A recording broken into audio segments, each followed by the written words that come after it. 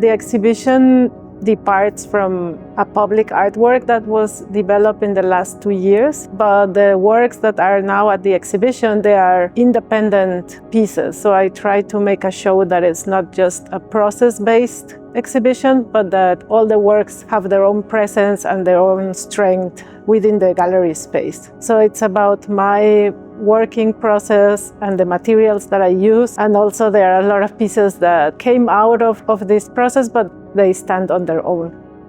I have been working with the figure of the feather serpent already for many years. It's a figure that appears in many different civilizations and cultures, especially starting from the Teotihuacan culture. It connects the soil, the earth, and the water with the skies. So it's like a connecting element. And in that sense, the fact that I have like a lot of concrete pieces that relate to this grounding and to the pavement, I wanted to also find a way to connect with a lighter aspect of this work, and that's why I decided to make a very large architectural intervention in the form of a fabric frottage, which was done directly on site at the plaza, where I rubbed with ink on this fabric, and I made a palimpsest, meaning that I was moving from one place to another with this very large fabric, taking different elements and samples of the drawing which is embedded in the floor. So when the audience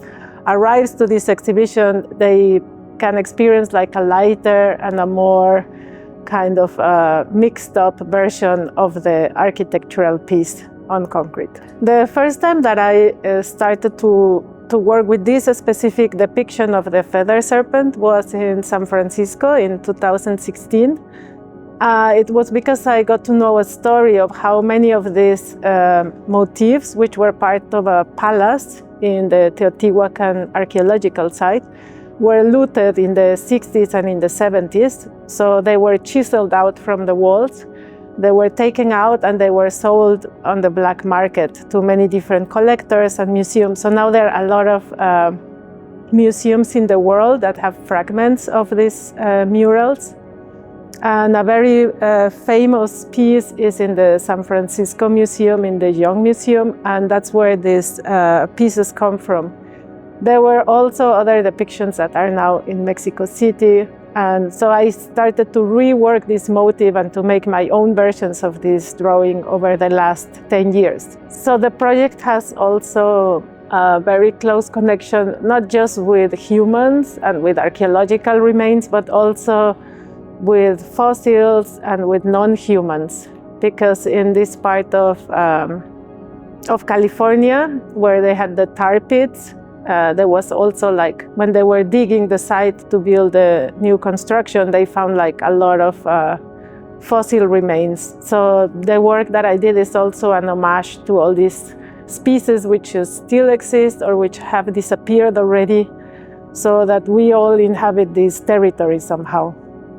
And for the spectator, it's also an interesting experience because you're walking around the site and you see footprints of different animals and you see all these traces, all this raking. So it invites you to think that we are not alone in this world, that we are also part of a larger community of humans and non-humans. Doing the plaza work in Los Angeles, we worked a lot with different kinds of tools. I invented also my own tools to develop the work, to make all the scratches and the textures and the footprints. And also the concrete workers, they always have these construction belts where they have all the tools. So I made these customized worker belts, which are also embellished with different kinds of stamps from the Aztec calendar. And the tools, I replicated them, but in clay. So they are made out of ceramics.